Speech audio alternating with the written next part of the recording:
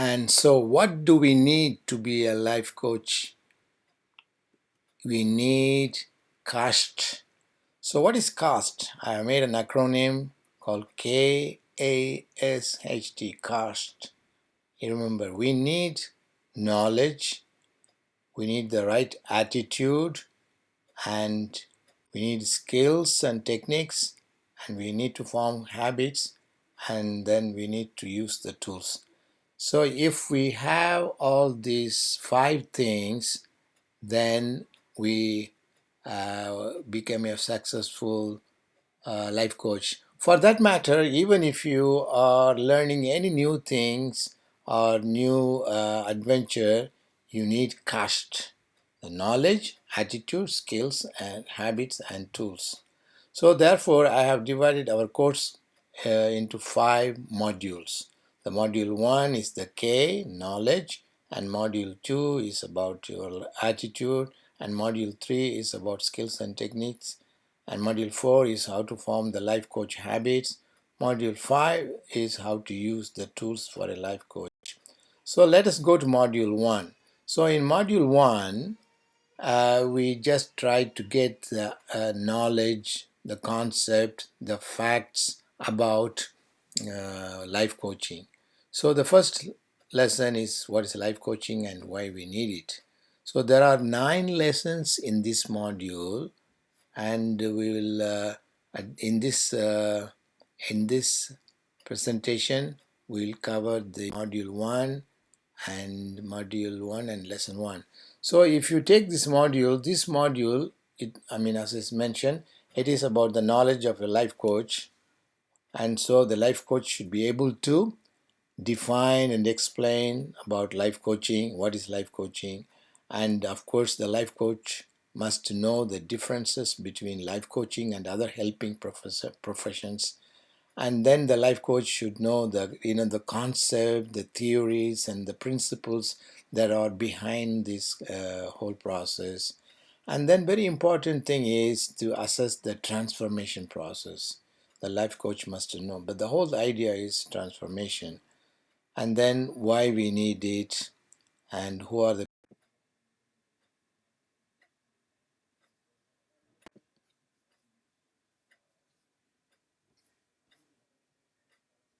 this lesson. Okay, first let us go to the defining life coaching. Define life coaching. So life coaching is one of the helping profession, but greatly different from other helping professions like self-consulting, mentoring, advising, therapy, and counseling. There are many, even as a parent, it's the parent is also the helping line. Pastors, teachers, these days are all on the same line of helping profession, but life coaching is different from that one. So in life coaching also, we what do we learn? If we learn the knowledge about life coaching, and if you have the right attitude for life coaching, and if you acquire the skills about the right coaching and develop the habits and use the tools, then you have understood about life coaching and you are ready to be a life coach.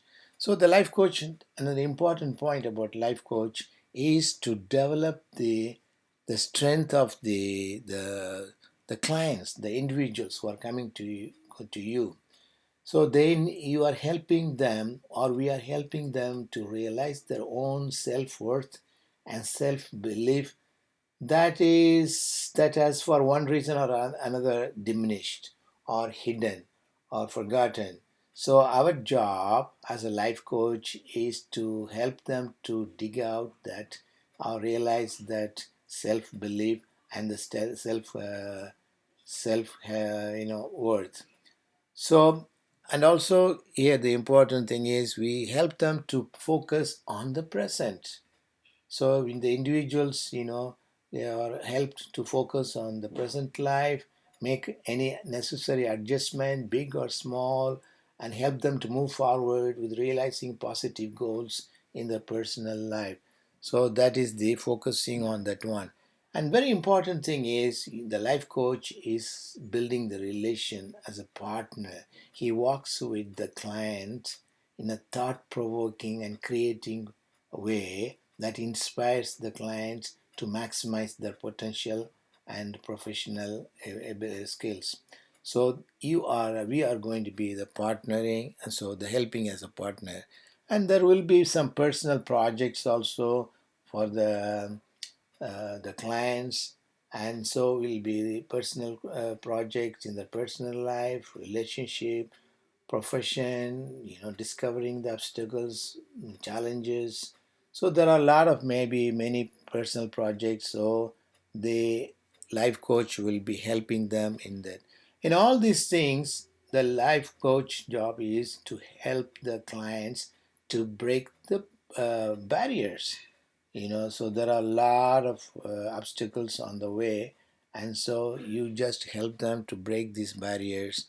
And the important thing again to emphasize is you have to help them to the client's own process of connecting to their inner wisdom and making choices about their action and next step from that place of connection. A coach should be unbiased for that matter, so then only you will be able to help them to go in their own process. So that means that a client will be on the self-solving journey, so there only you will be helping. So, and the important thing is you also, the coach also assist, helping them to chart out the goals, action plans, and how to acquire, that is from going from here to there. So the whole point is in this process, the life coaching, it is holistic. It's not one particular aspect. It is holistic, and it is because everything is connected to each other. Then only it will be a successful practice. So that these are some of the definitions for life coaching. And if you go through that, if you have taken notes on these things, then you will be aware. You will become familiar if you go through it again. And I have asked you to do one home assignment, homework. That is, if you try to explain this, with the help of this slide or taking notes to someone, what is life coaching, then you will become very familiar with life coaching. Okay, now let us go to the principles behind the life coaching. The life coaching, it's not like an academic exercise. It is just giving time and effort to advance yourself to the next stage. That is a very important principle. And do you believe that? So that is why we ask the question, do you believe? I mean, these are the basic principles behind this life coaching. So another principle is people are naturally creative, resourceful, and whole. So that we have to believe that they are equipped with the resources to be creative. As we mentioned, in the previously in the definition, we have to help them to dig out their resources, their strength, inner strength. And then life coach, as a life coach, we believe that the clients have the answers to solve their problems. They have the answers within them. They have the answers, and it is the job of the life coach to help them to get find that solution.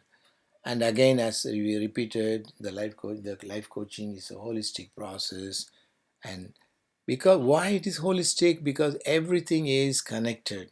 So making a shift in one area will make it easier to make a shift in another area. So that is why this holistic point, whether it is in their physical aspect of their life or professional or personal or whatever the area, so we need to address all these things. That is why they call it the wheel of life. So the again, I will be repeating, and the other important point is the transformation process. As I mentioned in the last session, this is not only just informative training; it is a transformation training. That is, this one should be more of a transformative rather than informative. I will be just repeating this many times. In fact, as I told you also before, education should be more of a transformative. It should transfer the persons. Unfortunately, that's the failure of our education. Okay, that's another topic. Now, coming back to this one, the principles again, the client is in charge. So we are just we are there as a guide, because we should not be imposing our views, our thoughts, and our feelings on client. So then also we should just help the client to focus on the current situation rather than reminding, crying about the past and other things. And you have to find out where the clients are there now. You see, as they begin to move, you move together, starting from where they are now. And the client will be in front of you. They will lead in this process. And again, whatever the process, we should be aware that they are born with the ability to do or whatever they do want to do in their life. Many times, as we grow up in adult, we forget about these things, and then we come back to it later. That is the whole point about this life coaching. We forget this, that we have the ability. And again, another point is, who are the people? Do you? I believe all of us, we need life coaching at one point or the other. Especially when we face the specific life situation. And then important principle about life coaching is the mind map. We experience the difficult situations, the clients experience difficult situations. They all, sometimes they look like the problems of the clients look like the same. It may be the same problem, but the way they experience it is completely different. That's why we say it is a mental map. They have drawn a mental map to face the situation, and we should understand the mental map of everyone individual is different. And once if you understand that one, then we will not be imposing our mental maps. Okay, the next principle is the mind affects the body. So we will be just helping them to the way they are thinking, so that it will also may have an impact on their body. And again, we have to make them to help them to realize that there is a choice. Most of the time, the clients may come to you that if there is no choice in their life, but there is always a choice. Okay, then comes the important point, the principle of communication. We are communicating all the time. Even if we are not talking, our body language communicating. So if the other person is not understanding, then if our client is not understanding, we should change the way we are communicating. Okay, the next point is also, this is also my favorite one. There is no failure. It's only feedback. Life gives you feedback.